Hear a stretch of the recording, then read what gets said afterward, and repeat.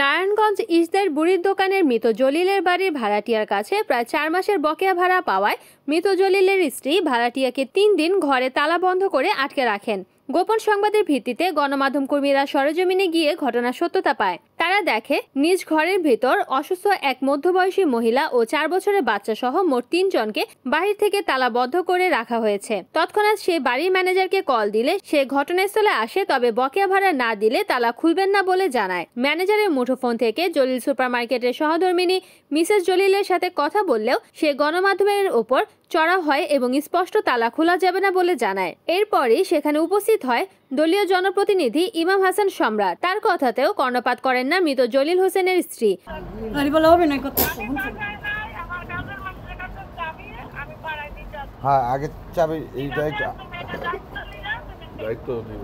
আচ্ছা, আগে চাবিটা পাঠান, হসপিটালে পাঠানো। এরপরে আপনার সঙ্গে এই যে খালাম্মা, এখানে তো পুলিশও আছে, কথা বুঝছেন, সাংবাদিক ভাই বোনেরাও আছে।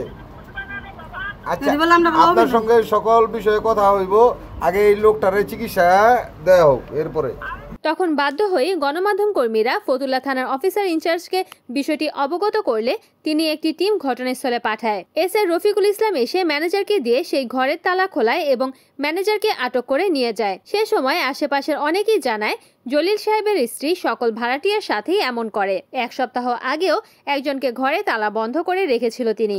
ভাড়া দেওয়ায় বিলম্ব হলেই এরূপ আচরণ করে ভাড়াটিয়াদের সাথে।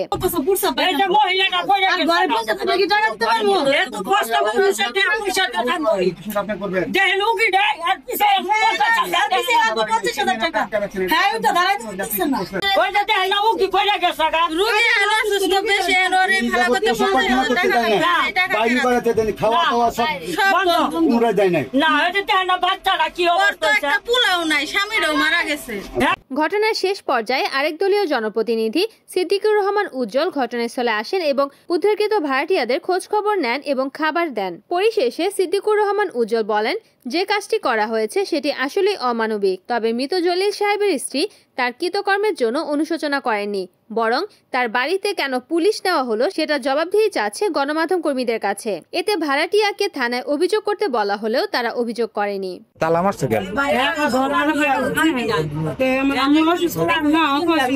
তার জন্য টাকা পয়সা দিতে পারি না, দেখে 4 মাস দিলে তালা মারছে।